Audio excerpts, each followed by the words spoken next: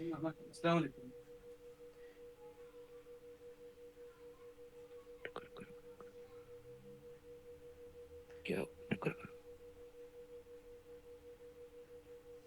Pog. Alright. If I write this out slow enough, more people will join. Master Theorem. And this is, what week is it? Week 7? Week 8? Something like that? Yeah. Week 7/8. Thanks, M squared. Okay. This feels sad. I don't know. Alright, whatever. It's okay. Okay, sir, let's go. Finally. We shall start now. Actually, give me one more second. I'm just gonna ping people. Okay. Tutorial starting at Alexander. Tutorial starting at Richard. Tutorial starting. Okay, I did some pings.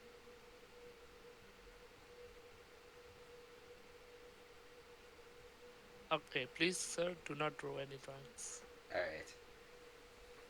Here we go. So, welcome to the greatest place ever called CSC236 Master Theorem bullshit, okay?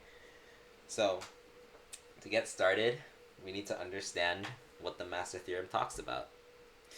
So, when we're talking about runtime complexity of programs, we want to know about basically the worst case amount of time that it takes for a program to run.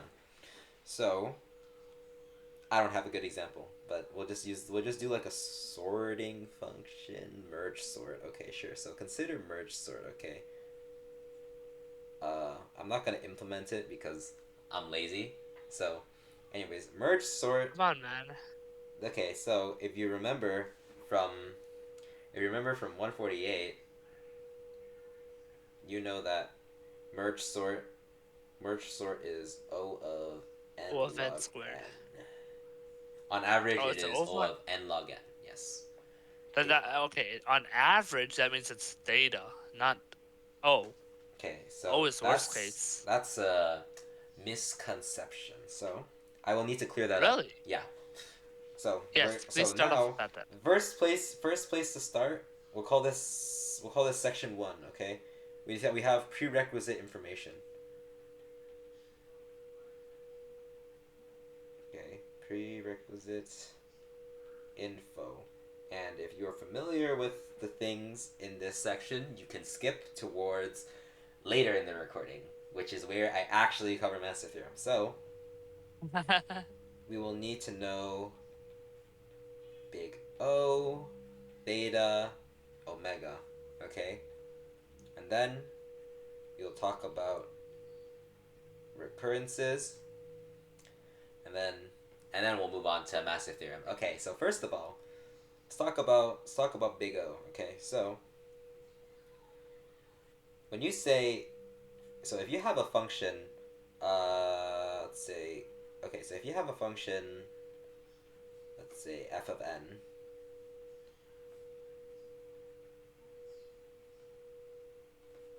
then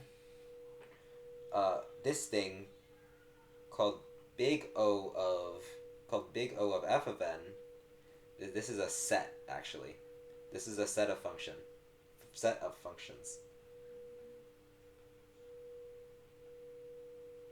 Okay, but what type of functions go into the set? Well, now this is the definition. Actually, I want to use G here actually, because I want f to be the guy. So let f of n be a function. Okay. Then remember that this O of G of n thing, that's a set, right? So f of n is in O of G of n if and only if Now I'm gonna write some symbol garbage, which I will explain later. So you have Okay, sir. a c greater than 0, and then you have an n0 greater than 0. Is Such that n0 or n dot? n0, such that whoops, such that okay. Don't worry, I will explain this in a second. Do not start crying. I ran out of space. Hold on, I gotta move on to the next thing. Cry.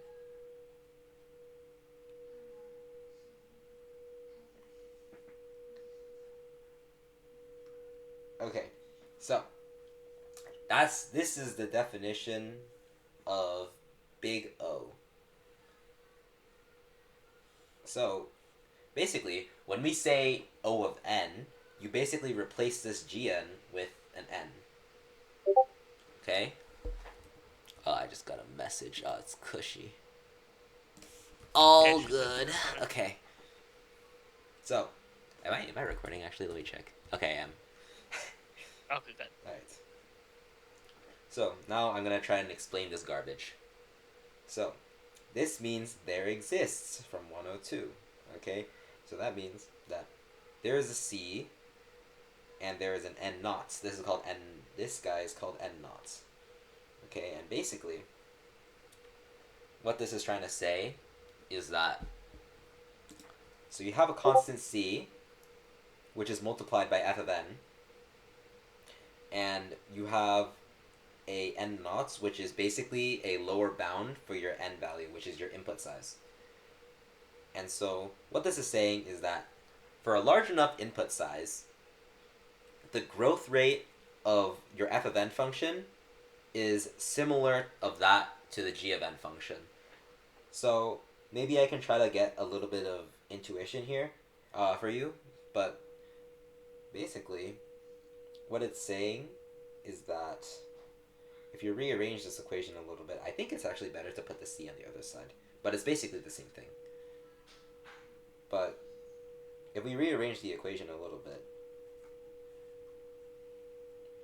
then what it means is that the ratio between f of n and g of n is bounded above by a constant. So that means that there's only f of n can only grow so fast. It can never grow faster than g of n. That's basically what it's saying. Right? Okay. If you've taken 137, this should be pretty familiar to you because it's literally basically epsilon delta, but not really.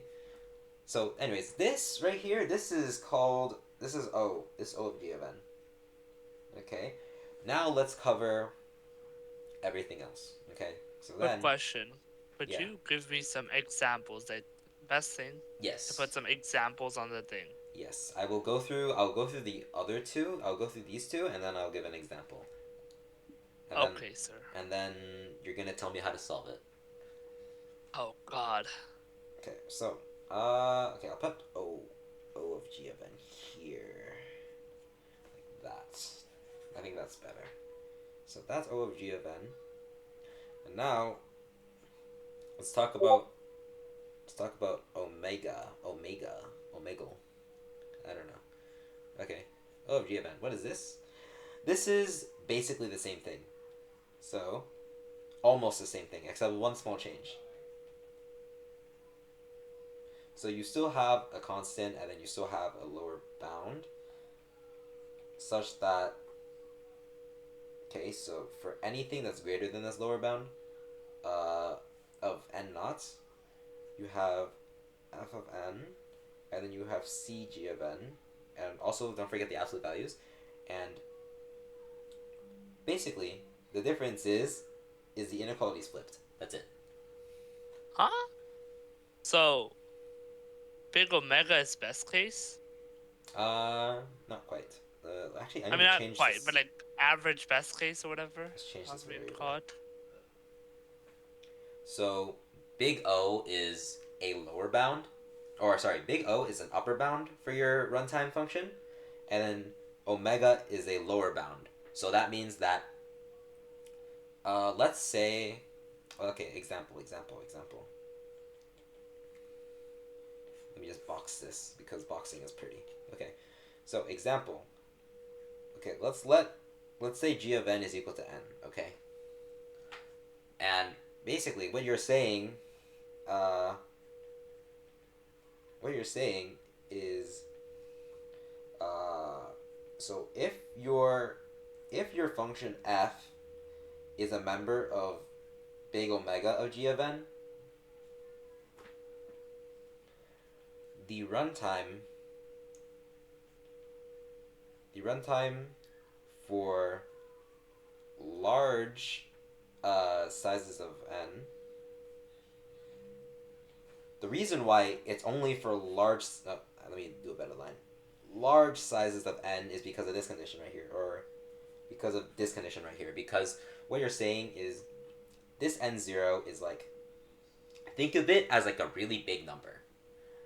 Like it doesn't, like, it only says that it's greater than 0, so it's positive, but in general you want to set this n0 to be as big as possible, right? So basically for all n that are greater than this very big number, this thing f of n, it will be greater than g of n times some constant, right? So back to the example, for large sizes of n, uh, the runtime, I can't spell, the runtime of f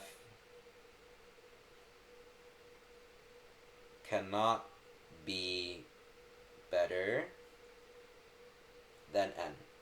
So it basically just puts a lower bound onto the runtime. Okay. Okay, so we have O of n, which is an upper bound for your runtime, and then you have omega, which is a lower bound for your runtime.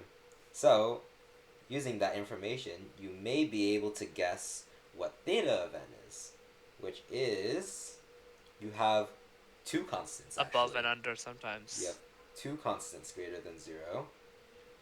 You still have one n naught, and then this, if for any n value that's greater than this big number called n naught, then what do you have? You have this guy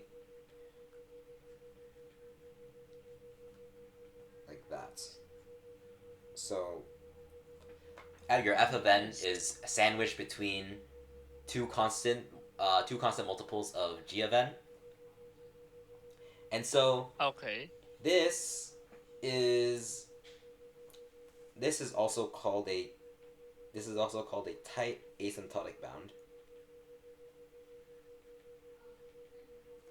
which comes up in one of the assignment questions actually. Ah, yes, that is. I've seen that. I did not Yes. know what that was. So that's what it is. Mm-hmm.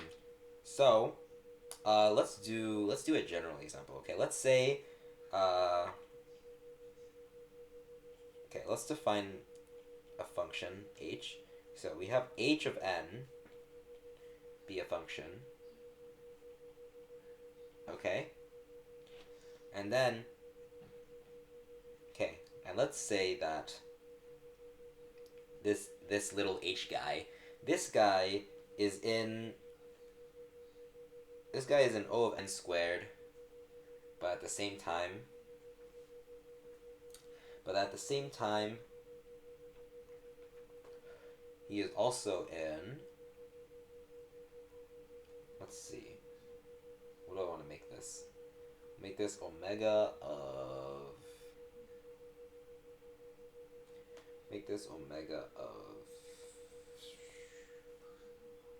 actually, bad example. Actually, it's fine. No, yeah, we'll do this. Okay, so,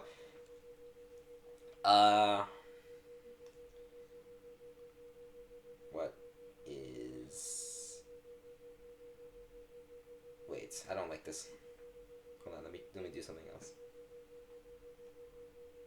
We'll say that it's in, wait, give me a second. Yes, sir. I'm giving you 10 seconds. Alright, so let's say that this is in I'm trying to think of a good example, but I can't really think of one. N squared minus n. I mean,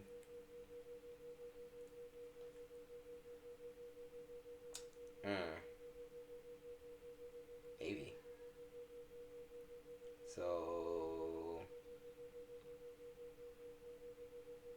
I don't like that. Okay, whatever. Scrap this example. It's horrible.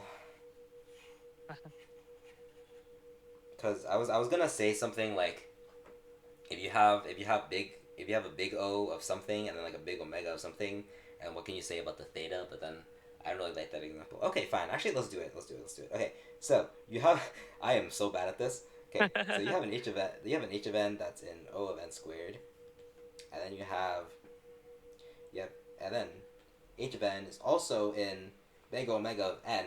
Okay, so uh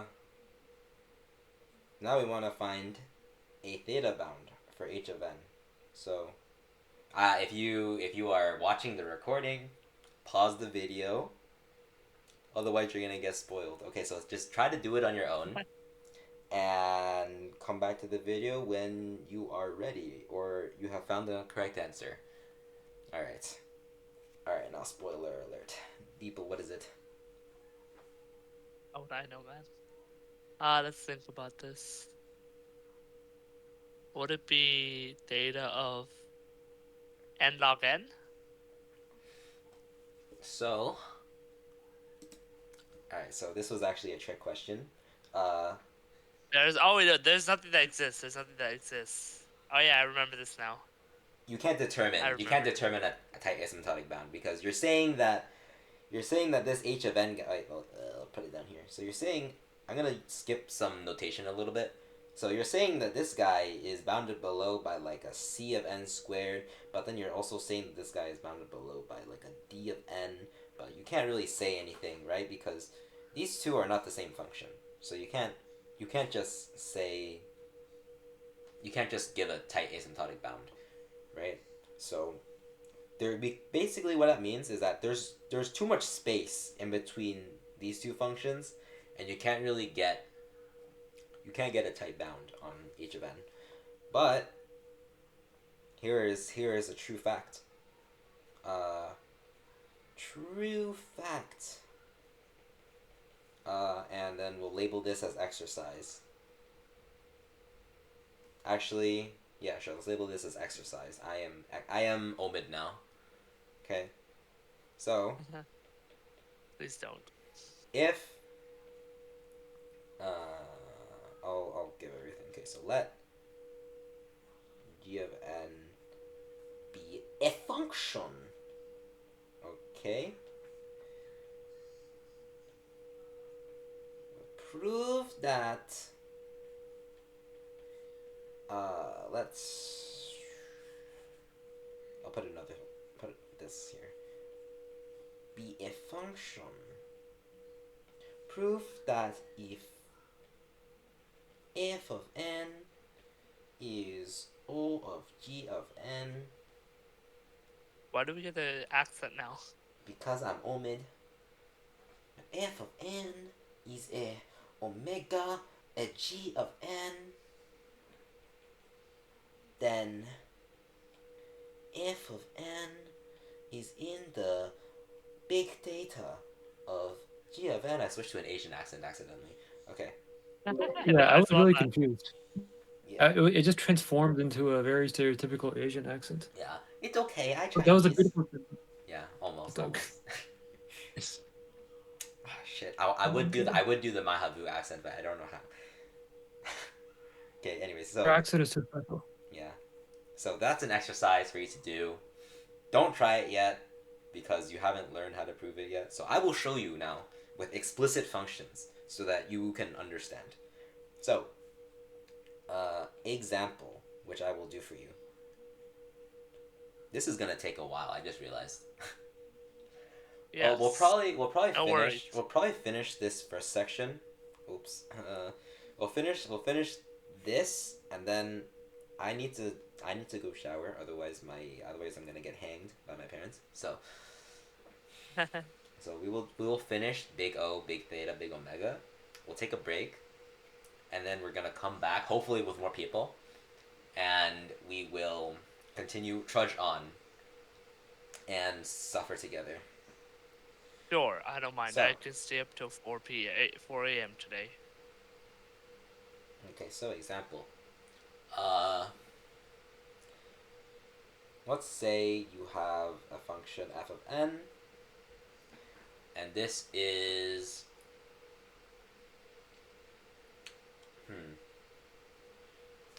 what's a nice function? Okay, let's use log n That is nice. squared. Actually, I don't like that. That's That's too small. That's too small. Let's make it log n 1000. Okay? Huh? So, That's nice in your case, in your sense. okay, prove that this guy is in big O of n. Okay, so I will now prove this.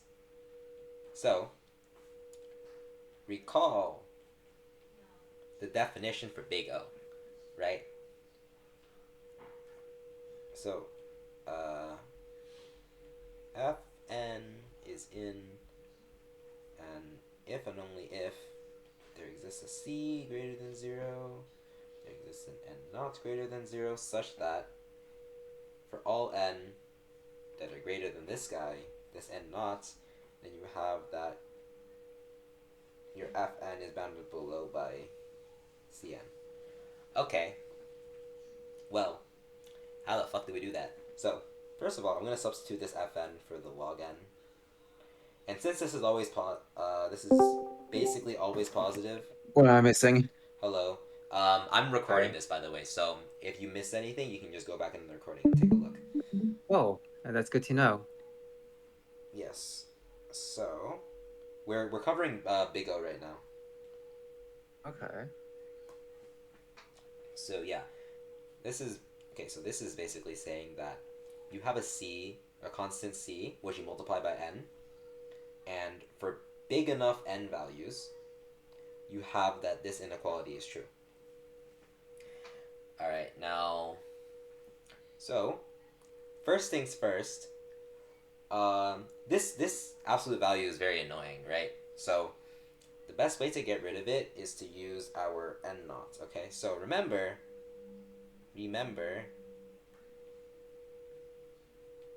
that log n is greater than 0 when your n is greater than, I forgot, 1. Yeah. So, you can actually set n naught to be greater than 1, right? Because when you say there exists, you can choose the value to be anything you want, as long as it satisfies this. So we can do this! Exclamation mark. So basically, exactly. So for all n that are greater than 1, you can just remove the absolute value, and it's nice. So nice. Okay? So, how do we do this? Well, that's a great question. Here we go. Here's how we do this. So, take this, and I just realized this is not the greatest first example, because this is a little bit advanced. So, how do I want to argue this so that it makes sense? Okay, yeah. That wasn't great, actually. I shouldn't have done this example. Okay. You know what?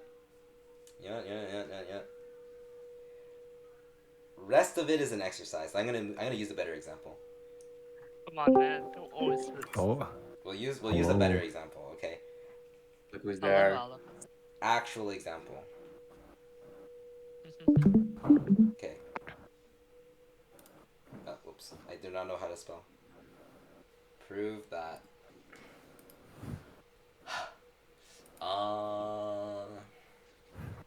Prove that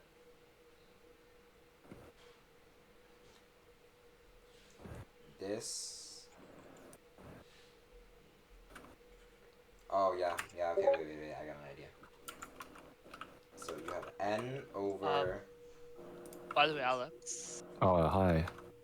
try to turn on your noise suppression for your keyboard because we're actually recording this. Oh, my keyboard. Let me see. Yeah, if you can, Oh, you heard my keyboard? really loudly. We can hear everything.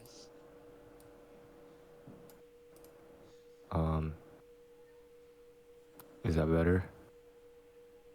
Try Probably. typing. No, we can still hear it. Still. That's crazy. Okay. Okay, well, Maybe I that's mean, better. it should be fine. Alright, so. Yeah.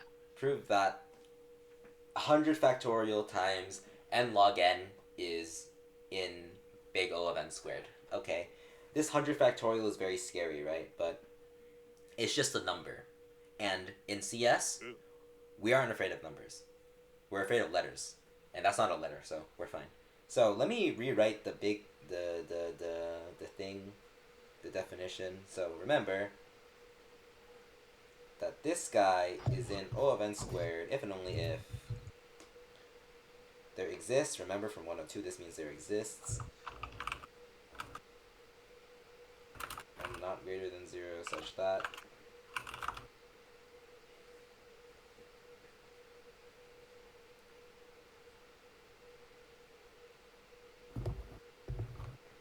you have the function here, and this is less than c times the function inside your O of n. Like that. Okay. And, okay. So, remember,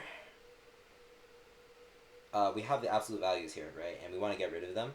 So, like what I said before, you can just, you can keep n0, keep n0 greater than 1, so that log n is greater than 0. And that way, you can remove the absolute value. I'll use rm because that stands for remove. To remove absolute value. So, therefore, this guy, when we take away the absolute values, is less than or equal to cn squared. Okay. So now we can do some simplification by we can just take out this guy and this guy, and then we get that 100 factorial log n is less than or equal to cn. Okay, all done.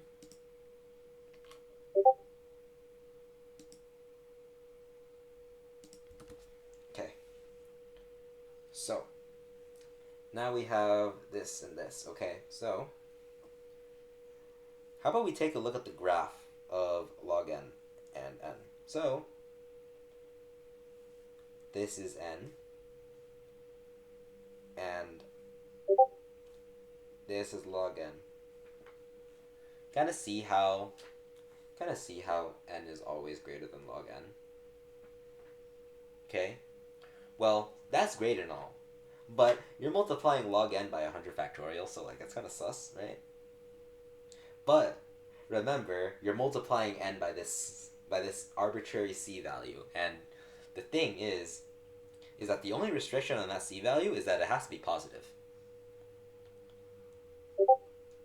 Which means that if we let c be equal to anything larger than 100 factorial, or we can just use 100 factorial, then you have 100 factorial times log n is less than or equal to 100 factorial n when you make it to this, which is true. Okay, so that's this is the rough work. This is rough work. Okay, I don't know whether or not they CSC236 expects you to prove big O, but I will show you how to actually prove it. So basically, take a look at all the information that we have here. So remember, we set n naught to be greater than 1.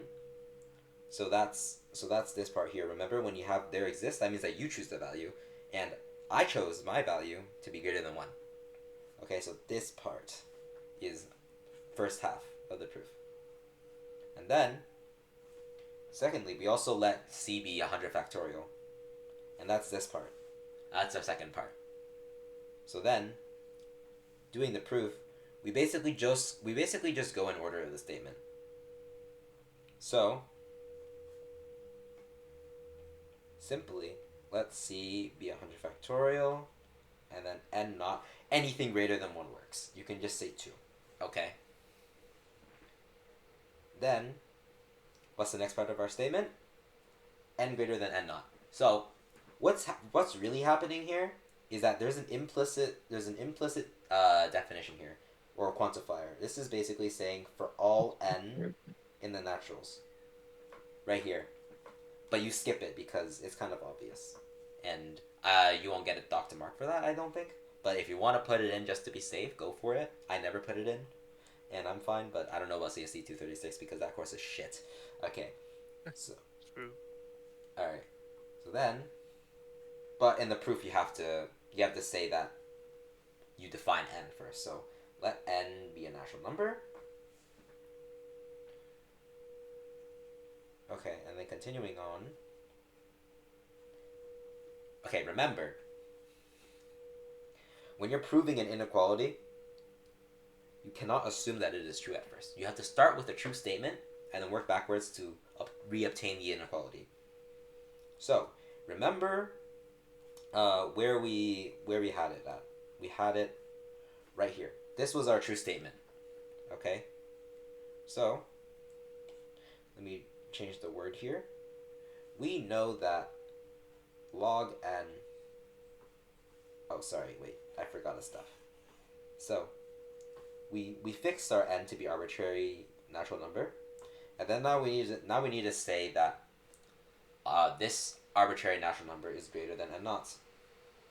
But you may be asking, but it's a natural number, so it can be 0 because CSC236 is bullshit. But then you set your n naught to be equal to 2, so like how's that possible? Well, the thing is that we use the power of supposition. Suppose that n is greater than n naught, and then there you go. You have a natural number that's greater than 2, right? Because remember, in your definition, this is actually an implication, which looks like it doesn't look like an implication because I wrote it weird. But this is basically saying if n is greater than n naught, then this inequality holds. This inequality holds. So if we go back down,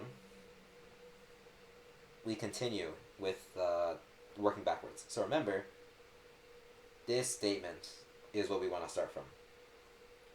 And this should be bringing back like 102 memories. So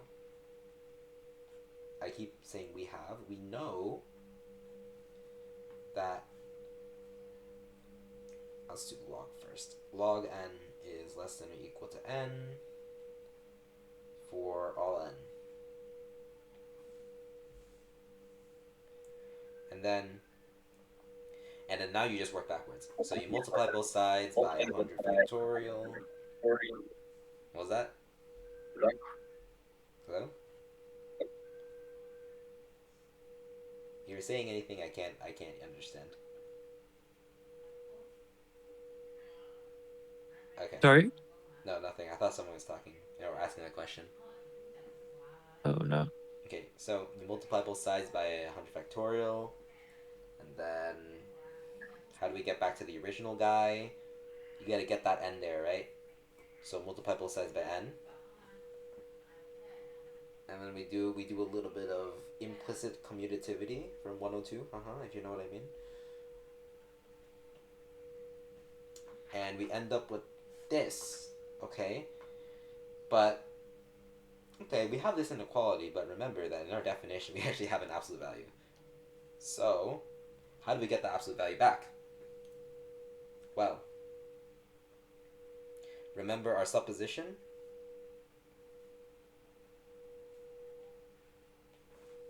We have this, right? We have your n value is greater than 2.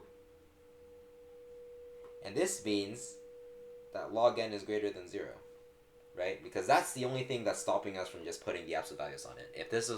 If this term was always positive, we could just slap on the absolute value and like call it a day, right? But for small numbers, for small values of n, that's not possible. So you can't do that. So you have to use this to your advantage to help. Therefore, you can now add the absolute value.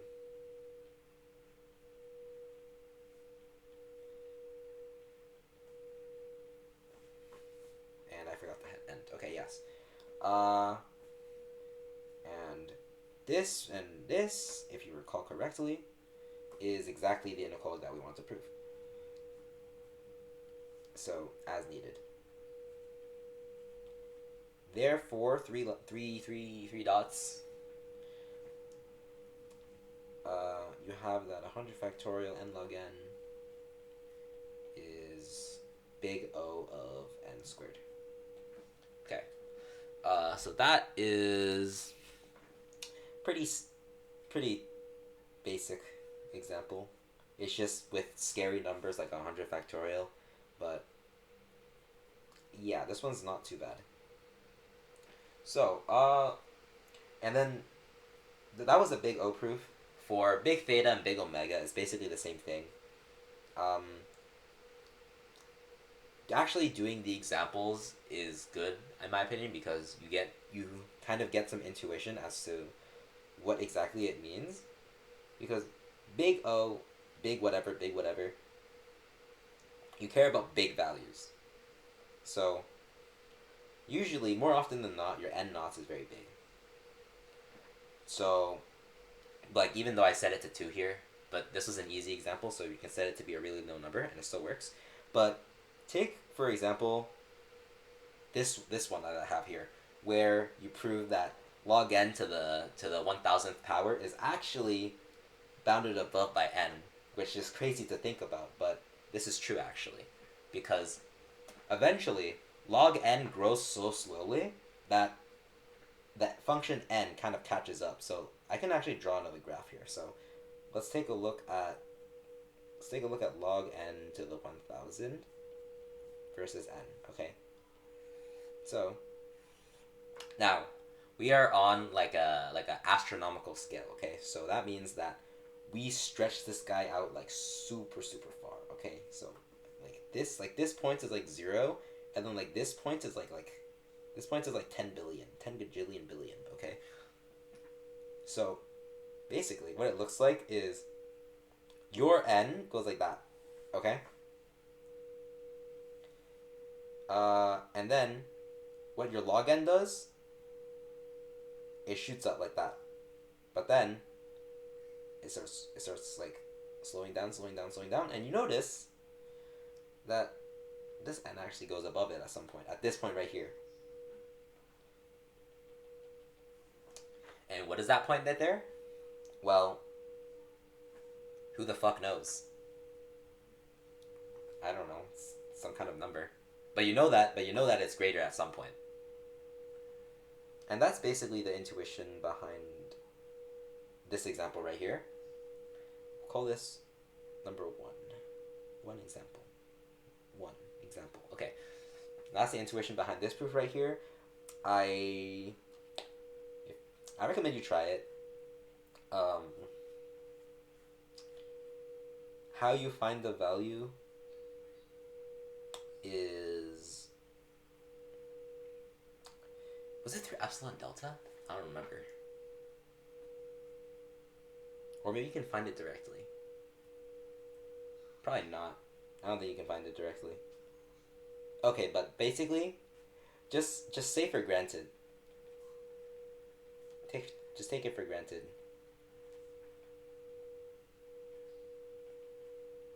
Take for granted that n is eventually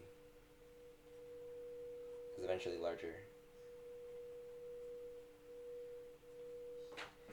N is eventually larger than log n 1000. There's actually like a theorem for this. It's called the big theorem. If you've been to Mahavu's lecture, you heard that like keyboard kid that's sitting in the middle say it. So basically, what the big theorem says. Let's talk about it real quick. This is pretty important for CS. Not pretty important, but I mean it's good to know. You don't need to know how to prove it. So, anyways, let's talk about a definition first. Okay. So, let's have two functions. Okay. Let's FGB functions. Okay.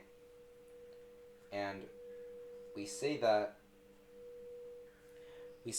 f is this thing, double inequality sign, when g is eventually bigger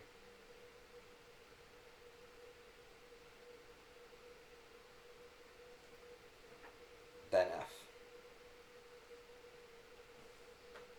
So what this means is, so at a certain point, for all n that are greater than this guy, you have fn is less than g of n. Does this look familiar? Yeah, it's literally pretty much big O. So, yeah.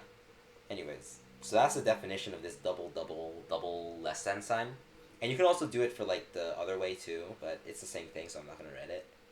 Anyways, this is what the statement of big theorem is. Okay, so I'll rewrite it.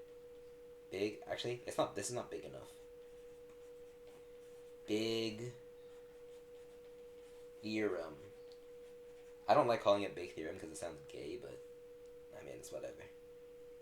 So, log n is your baby, smaller than everybody, and everyone's baby. Yeah.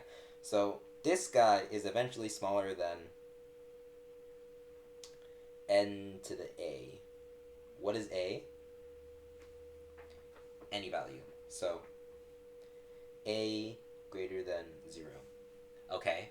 And I'll just do a little note on the side, like on the side here. A is a positive number. Positive number. Okay, so what does this mean? This means that log n is eventually smaller than n to the power of 0.00. And we can keep going for days. Doesn't matter. You can also put log n to the whatever power. So this is still true, which is kind of crazy to think about, right? But the growth rate of this guy eventually is larger than log n, which is crazy to think about. But that is something that you can actually prove. I won't be doing it here because I think you need calculus. So Do it. But I gotta go. Do it. Okay, we'll do it after I finish the big theorem. Is it within 236? 137. We proved this in our homework, right? Yeah, I think we did prove it in our homework. Good homework, good days. Yeah, okay. So, I'm going to remove this. Hopefully you guys remember that a is a positive number. Alright, so log n is eventually smaller than n to the a And this guy is eventually smaller than b to the n. What is b? B is a number. Number? I can't spell. B is a number greater than 1. Okay? So, same business. You can make this A as big as you want, and you can make this B as close to 1 as you want. This guy will still be bigger. That's what it means. Okay? And then, man, exponentials are pretty big, but what's bigger than that? Well, factorials are. Crazy, I know. What's bigger than factorials? I don't know. What is bigger than factorials? Did you know that? Well, N to the N. correct. And this is basically like what the big theorem is. There's like a lot more functions in between all of these, but they don't matter enough for you to talk about it. If you want to be fun, you can try to find those functions. I don't. Do you remember which one was the least fun to find?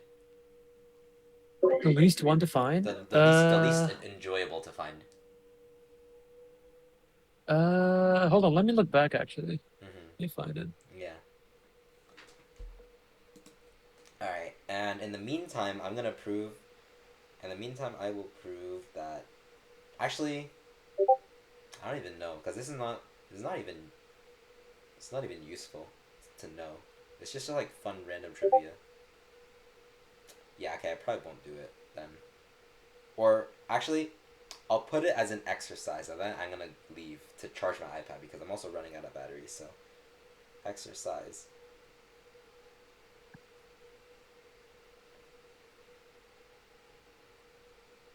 If you want to try, it's not important in the context of 236, but it might be pretty cool. I don't know. Maybe. Oh, and okay, Ahmed, you're on helping duty. While for the time that I'm gone, if anybody decides to do this, okay? Prove this. Yeah. So. Okay. Yeah, I got it. Okay, Alright, no okay. worries. Wait. Do you remember if you need epsilon delta for this? No, you don't. You can just consider them as. You can just consider them as functions and prove that the limit of one over the other is 0. Ah, sure. All right. Yeah. Okay. So. You can do that, and I need to charge my iPad now. So, that's the first. I don't even know how long that took. I think that took like around an hour. Yeah. So that's the first half of the tutorial. We're gonna take a small little break, just like in a normal tutorial. And How long? I don't know, until this iPad's charged back up and I finish showering, basically. Okay, have fun. Yes. So that's the first half of the tutorial, and we'll join back later, and of course everything will be recorded. So yeah.